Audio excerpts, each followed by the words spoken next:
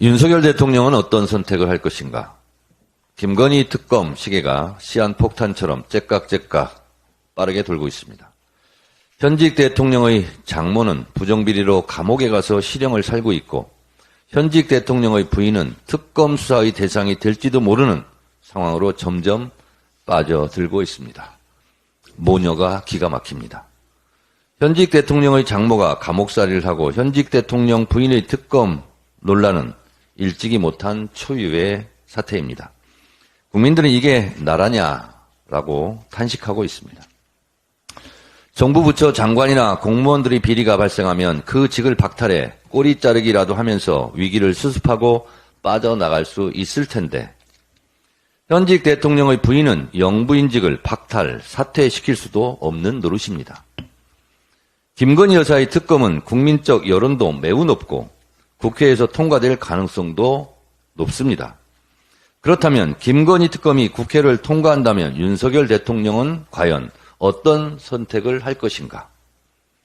김건희 특검이 국회에서 가결된다면 첫째, 대통령이 늘 그렇듯이 거부권을 행사한다고 가정을 해봅시다. 이럴 경우 엄청난 후폭풍과 민심 이반으로 국민의힘 총선은 기대 난망으로 폭망할 것입니다. 이럴 경우 여권 내부에서 부정비리 의혹에 대한 김건희 여사 한 명 구하고자 총선에서 여권 전체를 사지로 몰아넣느냐는 불만과 자중지단으로 정권의 조기 레임덕을 불러올 수 있다고 저는 생각합니다. 대통령 안에 한 명 구하고 정권 전체를 위험에 빠뜨리게 될 것입니다. 윤석열 대통령의 아내 사랑이 아무리 극진한들 과연 이런 선택을 할 것인가 궁금합니다. 둘째, 윤석열 대통령의 지금은 사라졌지만 한때 전매특허 트레이드 마크였던 수사에 성역은 없다. 비리 의혹이 있다면 누구든지 수사한다던 공정과 상식에 기반해 내 아내라도 법 앞에서 예외 없다며 용기 있게 김건희 특검을 수용하는 경우를 가정해 봅니다.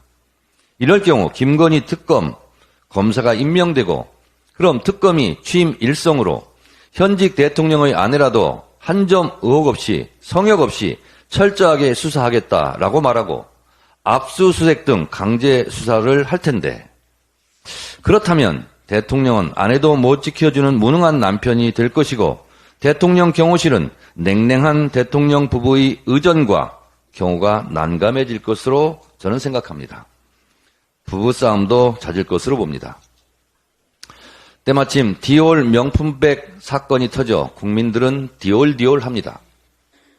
윤석열 대통령으로서는 김건희 특검이 국회를 통과할 경우 특검 거부권을 행사하기도 힘들고 안 하기도 힘든 결정일 텐데 어떤 선택을 할 것인가? 그것이 궁금합니다. 참으로 궁금합니다. 교수들이 꼽은 올해의 사자성어가 견리망의입니다.